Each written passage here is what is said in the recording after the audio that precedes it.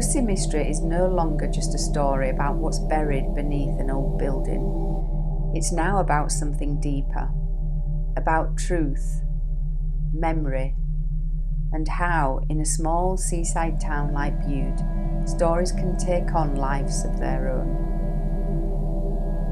Two stories, two timelines, both can't be true. Barbara Evelyn Hussey, a woman who simply vanished. But when and how? Depending on who you ask, she disappeared on an ordinary bus ride one summer's day in 1959. Or she walked home from the cinema on a stormy December night in 1966 and never made it across the River Neet.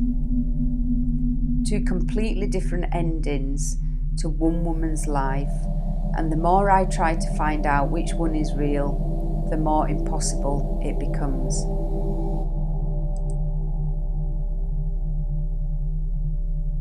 Story 1 begins quietly.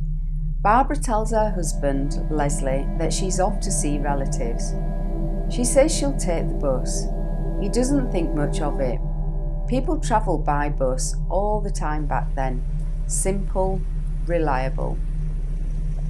Hours pass. Barbara doesn't come home. When darkness falls, Leslie walks down to the stop himself. No Barbara, no bus due. By the next morning, she's still missing.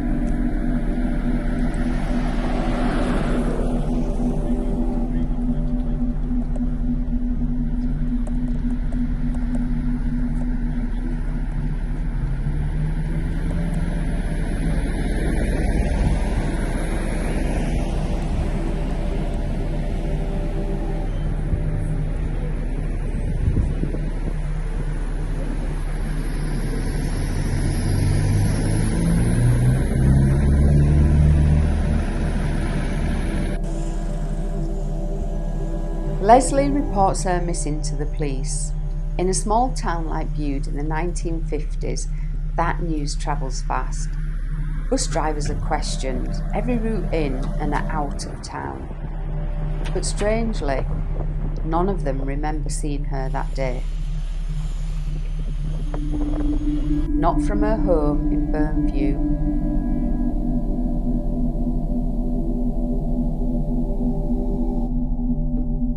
not at the stop, not on the road. Days later, a rumour surfaces. Someone says Barbara might have walked to Red Post to catch a bus from there. That's a good hour and a half on foot. An hour and a half on country roads, alone, in the heat of summer and wearing heels? Why would she do that? It makes no sense. Unless she was trying to avoid being seen.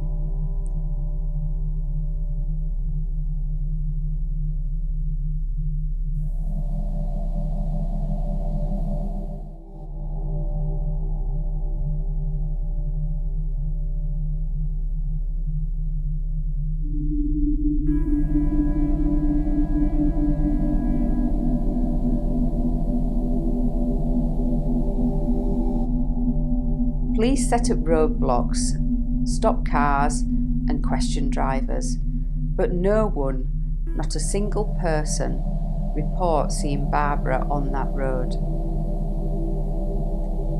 It's as though she's simply vanished into thin air, somewhere between Burnview and Red Post. And in a small town like Bude, that's almost impossible.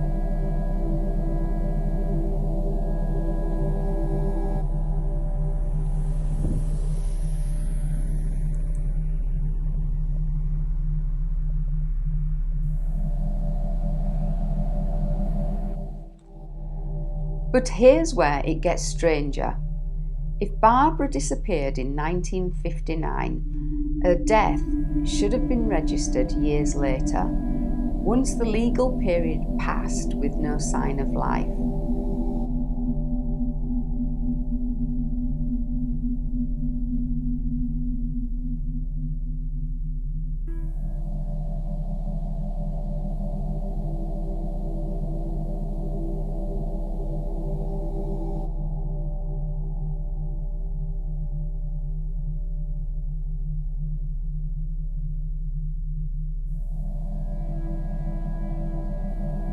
And that's exactly what we find. Her death is registered at the end of 1966, 7 years later. That fits perfectly. Except for one thing. There's another story. Story 2 starts differently. This time it's a winter's night, December 1966. The town cinema, now long gone, replaced by a supermarket, glowed like a beacon on stormy evenings. People came to escape the wind, the rain, the loneliness. Barbara was one of them.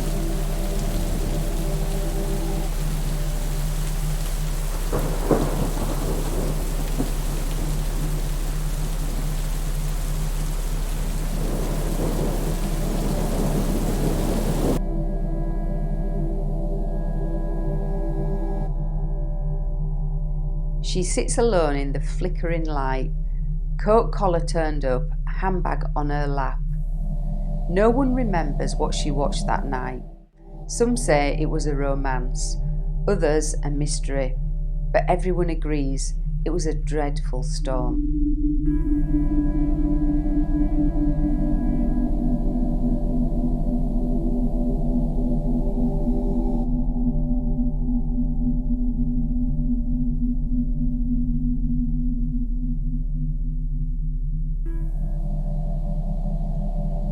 When the credits rolled, Barbara left. She was last seen walking home alone.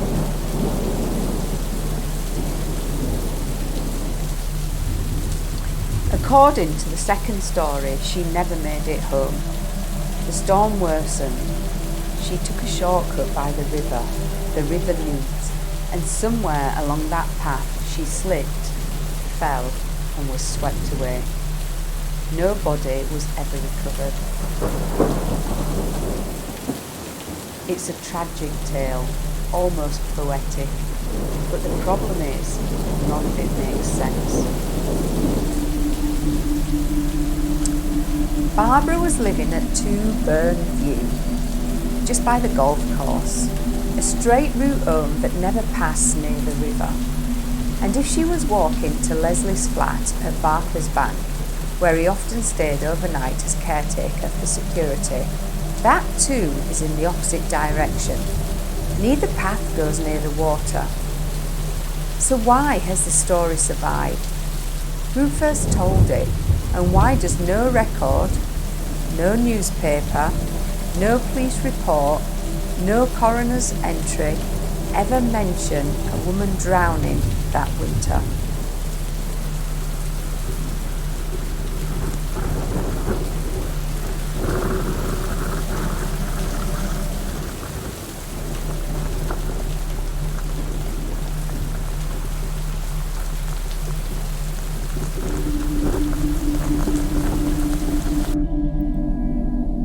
Here's the mystery inside the mystery. The 1959 story explains the death registration, but the 1966 story fits the timeline better.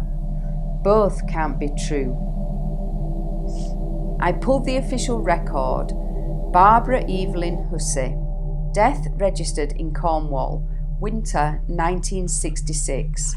No cause listed, no inquest, just a line, a formality.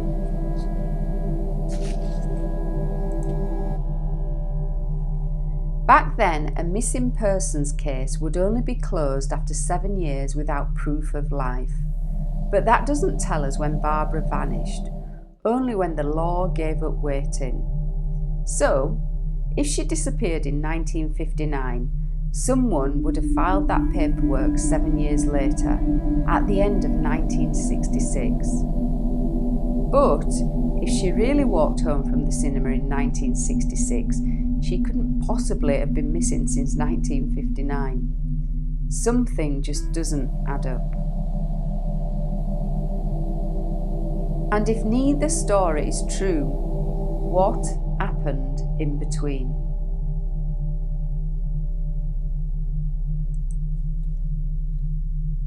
2 stories, 2 timelines, and a third silent truth hidden somewhere in the gaps. Because Barbara didn't just vanish from the town, she vanished from history. No newspaper obituary, no memorial, not even a police file anyone can trace today.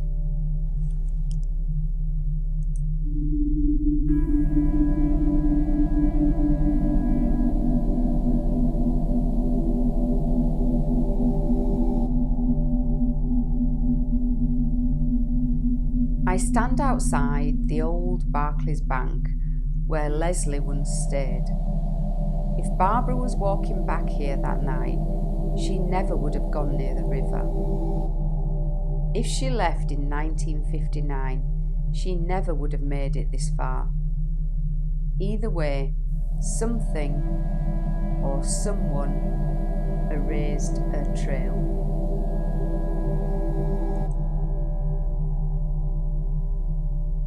Two stories, 2 timelines. Both can't be true. But what if neither is? What if Barbara Hussey never left Bude at all? Next time I'll go inside the records and see what Bude itself remembers.